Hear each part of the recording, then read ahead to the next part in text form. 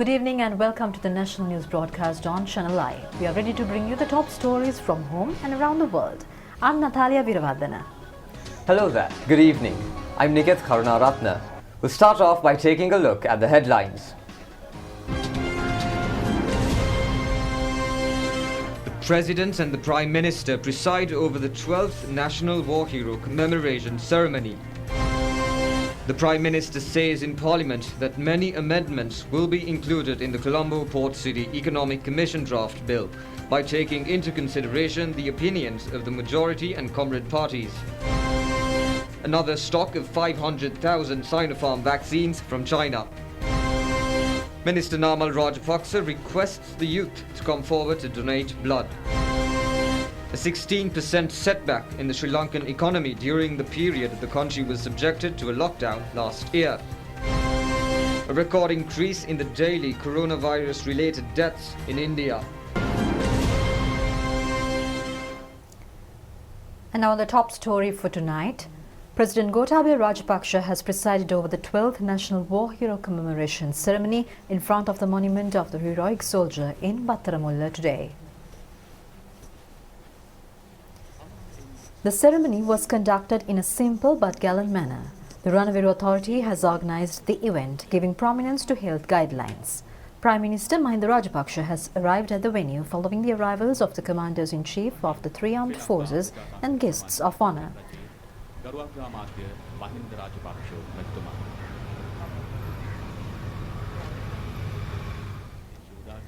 The commemoration of the war heroes has commenced upon arrival of the Commander-in-Chief of the Armed Forces and President Gotabaya Rajapaksa.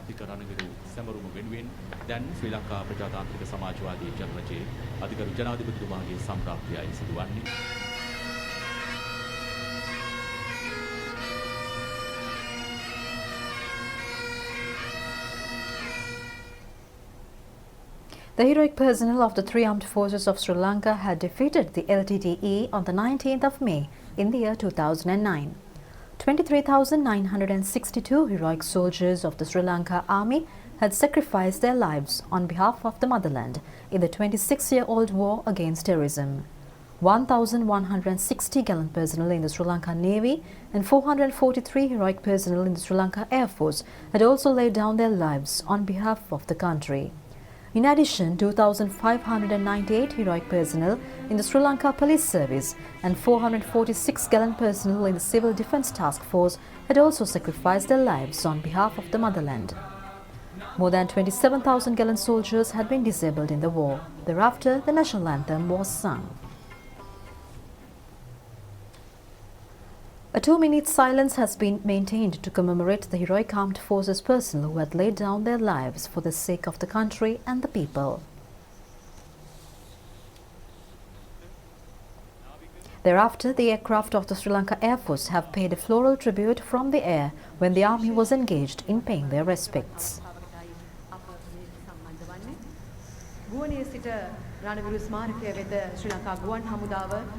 උඩු ගුවනේ සිට පුෂ්පෝපහාර දක්වන අවස්ථාවටයි අපි මේ යොමු වන්නේ.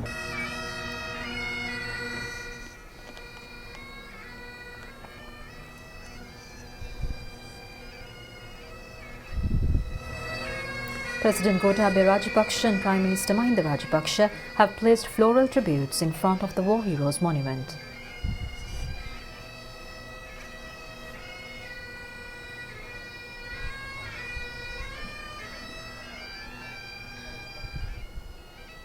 Former President Maithripala Sirisena, Speaker Mahinda Abeyewardena, Opposition Leader Sajith Premadasa, Ministers Chamal Rajapaksa, Sarath Weerasekara, State Minister Dilu Mamunugama have also attended the commemoration ceremony.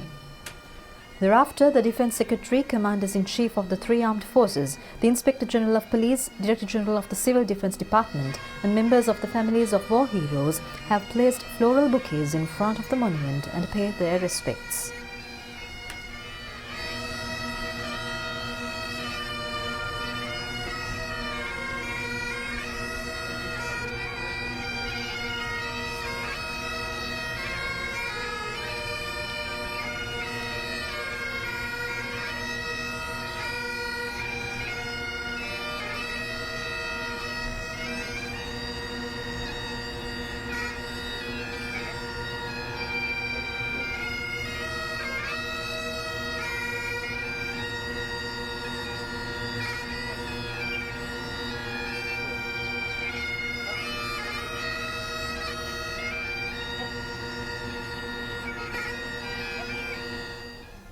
The 12th Gallant War Heroes Commemoration ceremony has come to an end amidst bugle horn music of the three armed forces in remembrance of those who had made the supreme sacrifice on behalf of the motherland, even at the times of sunset and sundown.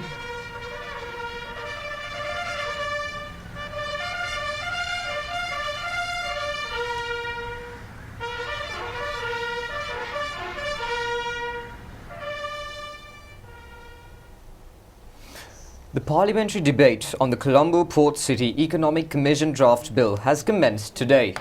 Prime Minister Mahinda Rajapaksa, opening up the debate, said that the government, which listens to the majority opinions and the views of the Brotherhood parties, hopes to add several important revisions to the draft bill. Prime Minister Mahinda Rajapaksa said that it is essential to prepare the necessary legal and commercial framework to enable the flow of investments into the country. He added that the country would be able to prepare a proper setup only if the country is able to achieve substantial economic progress. The economic specialists have stated that Sri Lanka would be able to procure investments amounting to $15 billion in the next 5 years. It would become possible to create 200,000 livelihood opportunities through the new city project in the first 5 years. The Prime Minister further said that it would also be possible to create 83,000 permanent jobs in the first 5 years. He has further pointed out that it is necessary to create an appropriate environment for all investors to engage in their business activities without any obstructions. He also said that the government has proposed to fulfill this need by providing all services and facilities to foreign investors through a single window. He also said that as a government listening to the opinions of the people, they are prepared to make the necessary amendments. The government also respects the Supreme Court. All instructions and orders extended by the Supreme Court are expected to be included in the second reading of the draft bill. He added that they also listen to the views of the comrade parties and hope to introduce more revisions. The Sri Lankan nationals should form the majority in the Commission. A proposal in this connection is to be substantiated through the Act itself. The Prime Minister added that they also hope to establish the fact through the Act itself that the chairman of the Commission should also be a Sri Lankan national. The other regulations hoped to be included are that 75% of the job opportunities should be reserved for Sri Lankan nationals.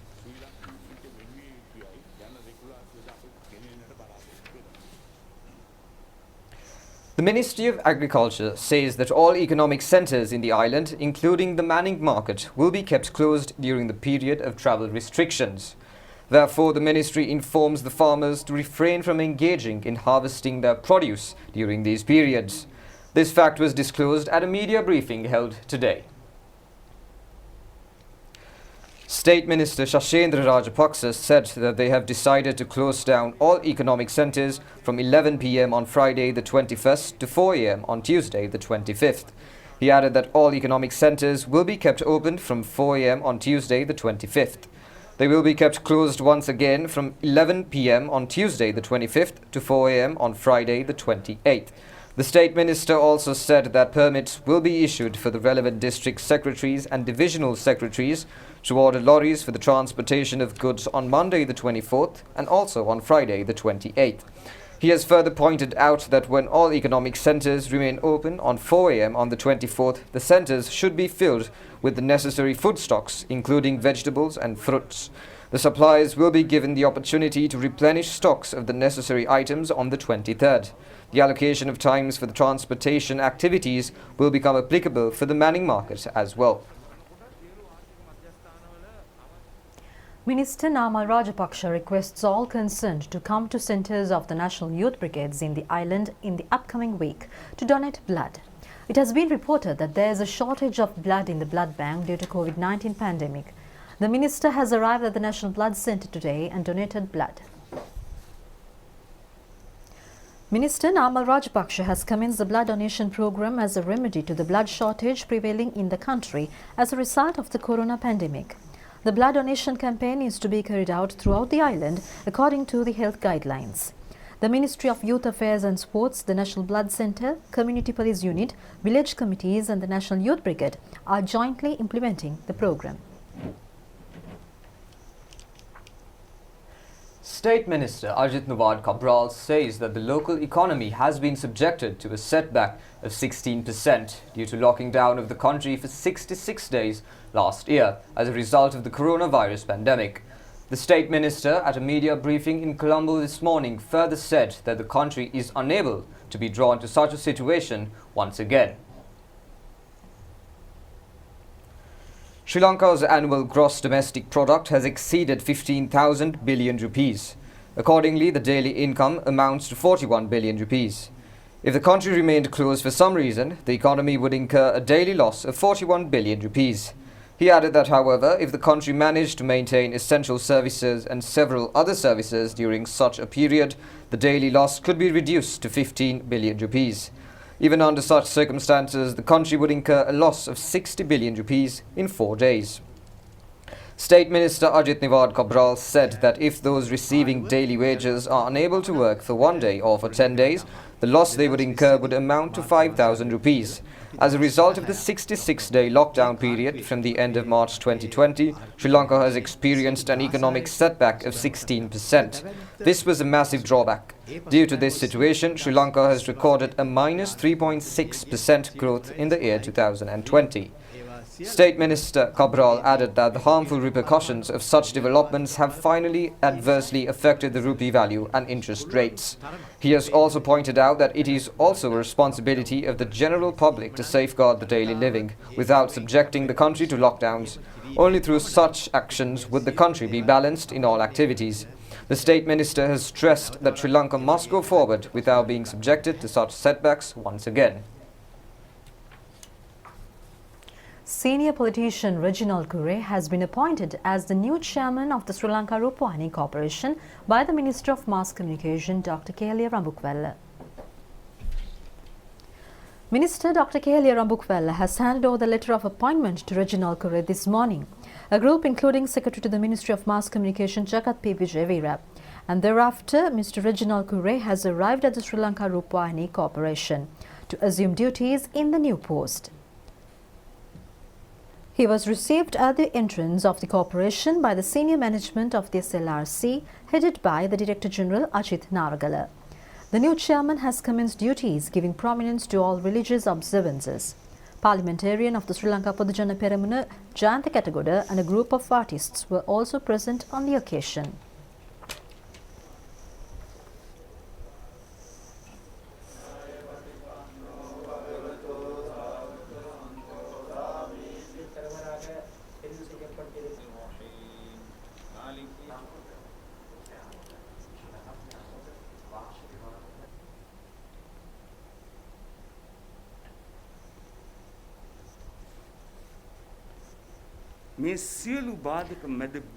Chairman of the Sri Lanka Rupavahini Corporation, Reginald Kure, said that his belief is that the national television would become the voice of waking up the people with a new determination, overcoming all obstructions.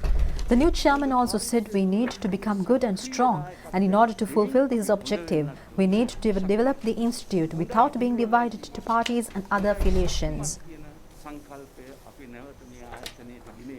කටයුත්ත කරන්න එක එක පාට කන්නාඩි වලින් අපි දිහා බලන්නේ නැතුව එක එක පාට වලට අපි බෙදීගෙන වෙන්නේ නැතුව මේ ආයතනය ගොඩනගන්න හදන්න වර්ධනය කරන්න හැම පාටක්ම සම්බන්ධ වෙලා තියෙනවා. මේක ලස්සන පැත්තෙන් ගත්තොත් මේක දියදුන්නක් වගේ. හැමෝම එකතු වෙලා මේක විනාශ කරන්න ගියාමත් හැමෝම මේකට එකතු වෙලා යම් විනාශ වෙන වැඩ කටයුතු කරනවා. ඒ නිසා මේක තෝරා බේරගෙන අපි හරි දේ කරමු කියලා මම යෝජනා කරනවා. Mr. Reginald Kure had emerged victorious in the first provincial council election held in the year 1988. He was able to retain his provincial council member portfolio in the Western Provincial Council in the provincial council poll held in the year 1993. Mr. Kure was appointed as the Deputy President of the Western Provincial Council. He had contested the general election held in the year 1994 and functioned as the Deputy Minister of Samurdhi and Youth Affairs. In the year 1995, he was appointed as the Deputy Minister of Education. Mr. Reginald Kure was re-elected to the Western Provincial Council in the year 2000. He had contested and won the general election of 2004 as well and became the Cabinet Minister of National Integration and Mass Media. In the year 2004, Mr. Reginald Kure has once again entered the Western Provincial Council and became the Chief Minister. At the general election of 2010, he was re-elected to Parliament and assumed duties as the Deputy Minister of Justice. Mr. Kure was accorded the Cabinet Ministerial Portfolio of Mine Export Crops in the year 2011. Thereafter, he had also served as the Cabinet Minister of Civil Aviation. In the year 2016, Mr. Reginald Kure was appointed as the Governor of the Northern Province. In the year 2019, he was appointed as the Chairman of the Gems and Jewellery Authority. Mr. Reginald Kure is a people's leader who has been engaging in services in the political field for nearly a half-century in the capacity of a provincial councillor, deputy minister, minister, chief minister, as well as a governor. Chairman of the University Grants Commission, Senior Professor Sampath Amaratunga, says that acceptance of applications for the admission of students to the universities in the academic year 2020-2021 will take place from the 21st of May to the 11th of June. The relevant handbooks could be purchased from the universities and bookshops. The chairman further informed that the relevant books of instructions and information could also be downloaded from the website of the University Grants Commission.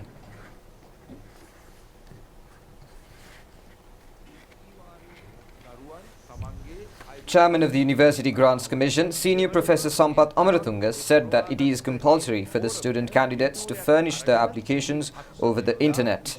They are also required to take a photograph of their duly filled application forms and place their signatures on them and to submit them to the University Grants Commission. The most important feature is that the candidates should submit their applications through both methods. The duly filled applications should be sent under registered mail to the Commission. This year's admission process will become the highest university admission process in the history of the country. The UGC hopes to admit 41,755 students to the universities.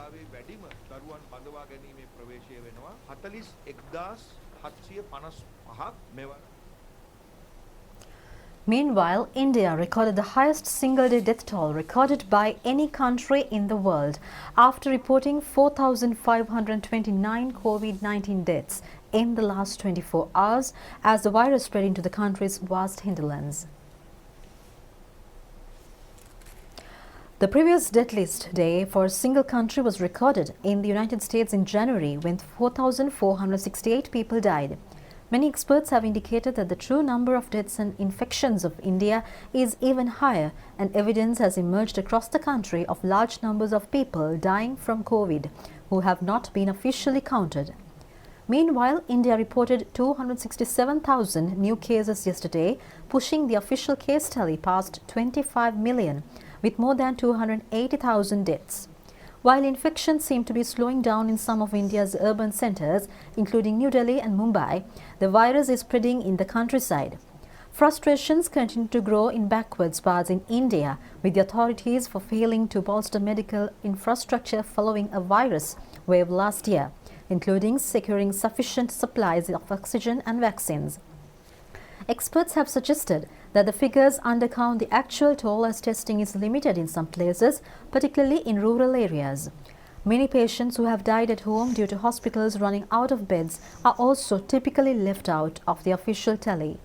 The South Asian nation has been testing anywhere between 1.5 million to 2 million samples daily over the last 7 days, and the test positivity rate has come down from 19.45% last week to 13.31%. Moving to the United States of America, the United States have administered COVID-19 vaccinations to around 600,000 children aged 12 to 15 last week after regulators cleared Pfizer and BioNTech shots for use in that age group.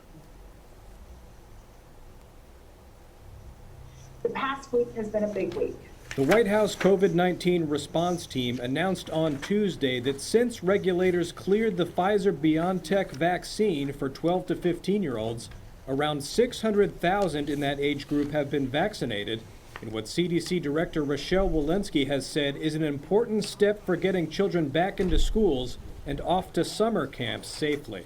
In less than 1 week, we have vaccinated more than 600,000 12 to 15-year-olds. And in total, more than 4.1 million adolescents aged 12 to 17 have been vaccinated so far. My own son was one of them. The nation's top infectious disease expert, Anthony Fauci, said he expects the U.S. will have enough safety data to vaccinate children of any age by the end of 2021. We will have enough information regarding safety and immunogenicity to be able to vaccinate children of any age. The FDA authorized Pfizer's COVID-19 vaccine for use in children as young as 12 last week. Most states began issuing shots to children last Thursday, but some, including Georgia, started sooner. Lower risk groups are now being vaccinated. On Friday, the World Health Organization urged rich countries to reconsider plans to vaccinate children and instead donate COVID-19 shots to poorer countries, saying the second year of the pandemic was set to be more deadly than the first, with India being a huge concern. I understand why some countries want to vaccinate their children and adolescents, but right now I urge them to reconsider and to instead donate vaccines to COVAX. At Tuesday's briefing, Fauci said the existing COVID-19 shots probably also protect against the new variant of the coronavirus first found in India, which has been battling the world's biggest jump in coronavirus infections. State Minister ChannelEye Rupavahini says that the government of China has agreed to provide a further 500,000 doses of the Sinopharm vaccine to Sri Lanka. He also says that the delivery of this consignment has been made possible due to a request made by the President Gotabaya Rajapaksa from the Chinese government. State Minister ChannelEye Rupavahini said that China has responded to a special request made by President Gotabaya Rajapaksa. Accordingly, 500,000 doses of the Sinopharm vaccine is to be provided as a grant. The State Minister added that they also hope to purchase a further stock of 3 million doses of the Sinopharm vaccine in the month of June.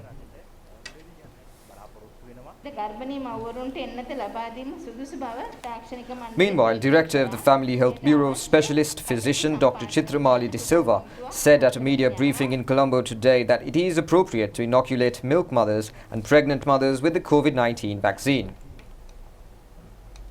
The first dose of the Sinopharm vaccine has been delivered to 33,017 persons yesterday.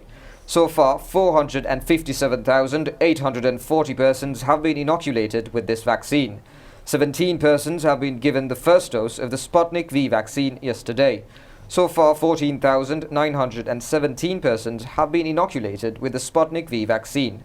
5,229 persons have received the second dose of the Covishield vaccine yesterday. So far, 297,686 persons have received the Covishield vaccine. An inoculation campaign has also been conducted at the Jintupitia Medical Officer of Health Office today. 500 persons who have been registered through the e-channeling service were vaccinated on this occasion. A program to inoculate staff of state and private institutions in the Beruala Medical Officer of Health Division has commenced this morning. 700 persons have been vaccinated at the Beruala MOH office. A vaccination program was also conducted at the Moratuwa University today with the assistance of the Sri Lanka Army. Employees of the university have been inoculated. Similar vaccination campaigns are to be conducted in the future for employees in other universities as well. The COVID-19 Puravasi Dwara internet web service has commenced today. The aim of the service is to reserve dates and times for vaccinations for the public, as well as to issue a digitalized immunization certificate to those who have been vaccinated. The Ministry of Health and the Information and Communication Technology Representative Institute have jointly conducted the program at the Army Hospital premises. Those who have received both vaccines are being issued a QR code and an immunization certificate issued by the Ministry of Health. The Civil Aviation Services Authority says that air passengers will not be admitted to the country from the Katunayaka and Mattala airports from midnight on the 21st of this month to midnight on the 31st of this month. Chairman of the authority, Upul Dharmadasa, further says that air passengers will not be allowed to leave for other destinations during this period. He added that, however, passengers are allowed to leave the island during the period. Minister of Health Pavitra Vanyarachi has appointed a committee comprising of specialist physicians to study and to hand over speedily a report on the medicines and treatment methods being used internationally to control the COVID-19 virus. Specialist physicians Dr. Anand Vijay Vikrama, Hasita Thisera and Prasanna Gunasena are included in the committee. A further 3,051 COVID-19 patients were detected today. 1,222 fully recovered patients have left the hospitals today. Accordingly, the total recoveries in the country has increased up to 122,367. A total of 27,389 COVID-19 patients are still receiving treatment in hospitals. 6,744 members of the three armed forces have been granted promotions in connection with the 12th commemoration of the war victory. These promotions have been given according to the recommendations of the Commander-in-Chief of the Armed Forces and President Gotabaya Rajapaksa, the Defence Secretary and the Commanders-in-Chief of the three armed forces. The number of officials in the Sri Lanka Army who have been elevated to high ranks is 452. They included 12 brigadiers who have been promoted to the rank of Major General and 37 colonels to the rank of brigadier. In addition, 39 lieutenant colonels have been promoted to the rank of colonel. The Army headquarters says that 40 officials of the rank of major, 62 officials of the rank of captain, and 61 officials of the rank of lieutenant and 201 officials of the rank of second lieutenant have been promoted to the next high rank. Furthermore, 4,289 non-commissioned officials and officers in other ranks have also been elevated to higher ranks with effect from 18th of May. The Sri Lankan Navy says 64 officials and 1,904 sailors of numerous ranks in the Sri Lankan Navy have also been promoted with effect from today in connection with the 12th heroic victory of the armed forces. They included 4 officials who have been promoted to the captain and 11 officials to the commander rank. In addition, 27 others have been promoted to the rank of lieutenant commander and another official to the rank of lieutenant.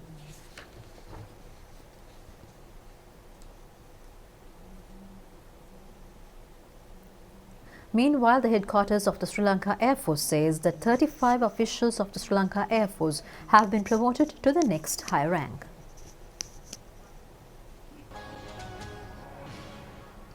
That's all the news for today. Join us again at the same time tomorrow. Good night. Good night.